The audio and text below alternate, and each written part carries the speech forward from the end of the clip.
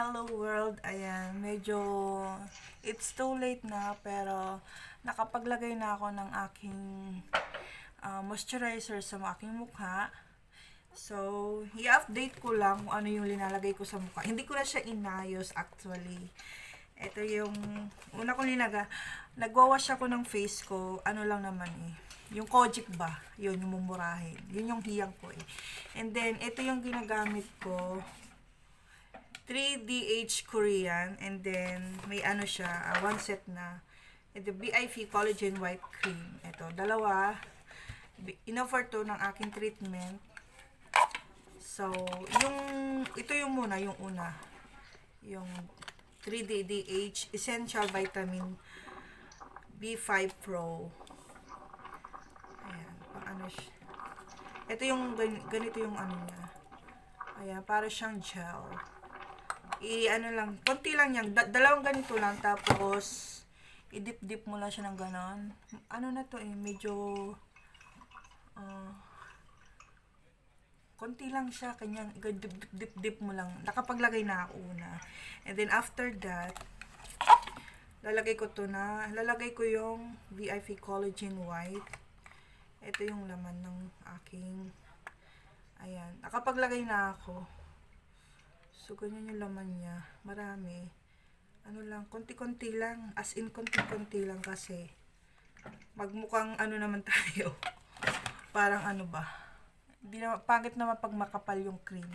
So, after, kung mailagay itong dalawang to, important daw sa ating face, morning at night, yung sun cream. Important. Hindi to sponsor ha.